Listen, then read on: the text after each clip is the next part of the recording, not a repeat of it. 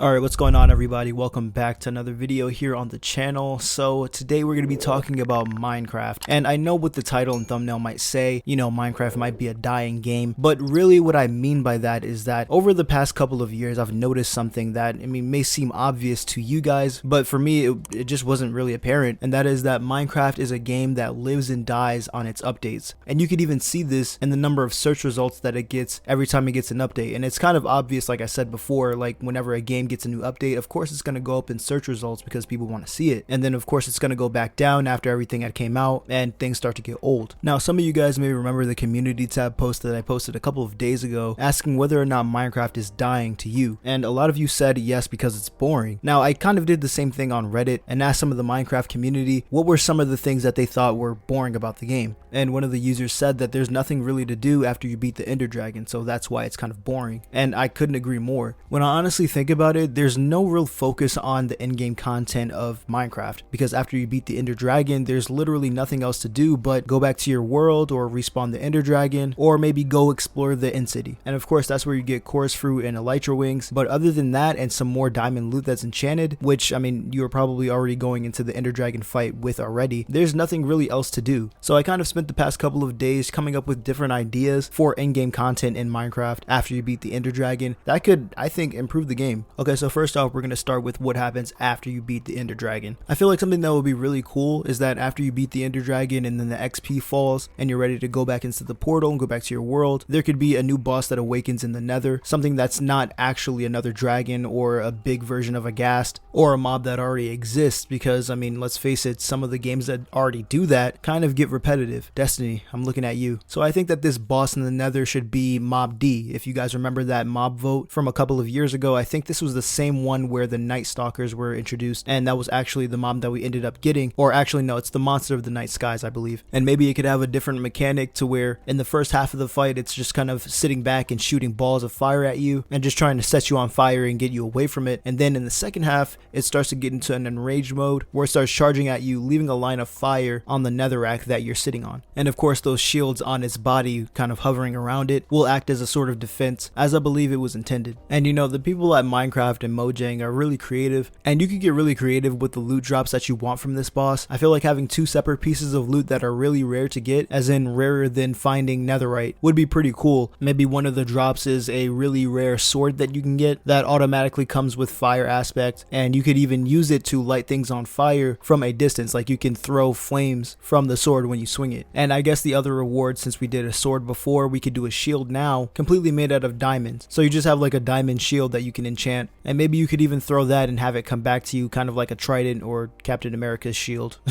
Also, if you're wondering how you would farm this, then after you beat the boss the first time, another themed portal will kind of open up next to the last place you slept, and you can kind of hop back and forth each week and just go farm it. Well, let's just say you don't want to do all that and you want to go back to the overworld. Well, there's still things that you have unlocked, things like other random events. I think that Minecraft was really on the right track when they started adding these ruined nether portals and how you could just come across them at random, but I also think that that can be a little bit better, if you know what I mean. I think a lot of you guys remember the Aether Dimension. It was kind of like the heaven to the nether's hell. Essentially what it was a different dimension. Now that's something I've been wanting in the actual vanilla version of the game for a really long time, and I feel like a lot of people in the community would agree that another dimension would spice things up a bit.